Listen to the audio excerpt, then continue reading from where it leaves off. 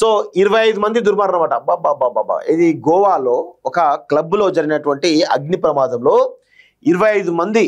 So గోవాలో electric fire క్రాకర్లు పేల్చడం వల్లే ఘటన, క్లబ్ మేనేజర్ సహా 4 అరెస్టు, ఘటనపై రాష్ట్రపతి ప్రధాని దిగ్భ్రాంతి అంటూ చూస్తున్నాం. గోవాలోని బీచ్ బై రోమియో లేన్ క్లబ్లో ఉదయం తెల్లవారుజామున భారీ అగ్ని ప్రమాదం సంభవించింది. ఈ ప్రమాదంలో 4 టూరిస్టులు సహా మొత్తం 25 మంది ప్రాణాలు కోల్పోయారు. వీరిలో 3 సజీవ దహనం కాగా మరికొందరు ఊపిరాడక చనిపోయారు.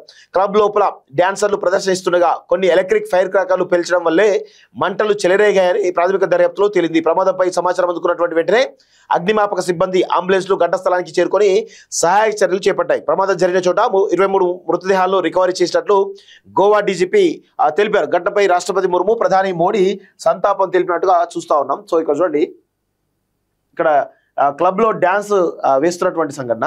ఈ డ్యాన్స్ జరుగుతున్నటువంటి క్రమంలోనే మీరు ఒకసారి ఇక్కడ పైన చూడండి ఎట్లా అగ్ని కిలలు పడతా ఉన్నాయో ఒకసారి గమనించండి, చాలా క్లియర్ గా తెలుస్తుంది. ఒకసారి జూమ్ చేసుకో. సో ఇక్కడ గమనించండి, ఈ అబ్బాయి ఉన్నాడు కదా, గమనిస్తూ ఉంటాడు.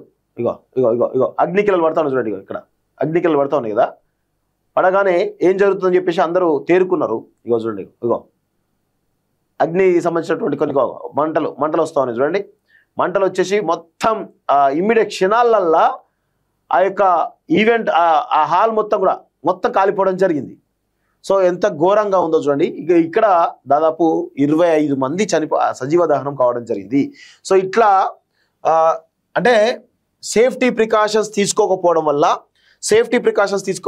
ఇలాంటి దుర్మార్గాలు జరుగుతూ ఉంటాయి. సో హోటళ్ళ యాజమాన్య యొక్క నిర్లక్ష్యం కావచ్చు, సిబ్బంది యొక్క నిర్లక్ష్యం కావచ్చు, వీటన్నిటి కూడా కారణం అవుతా ఉన్నాయి. సో ఆల్రెడీ మేనేజర్ని అరెస్ట్ చేసినట్టుగా తెలుసు. మేనేజర్ని కాదు, ఓనర్ని అరెస్ట్ చేయాలి కదా, ఓనరే కదా మెయిన్ ప్రధాన కారణం.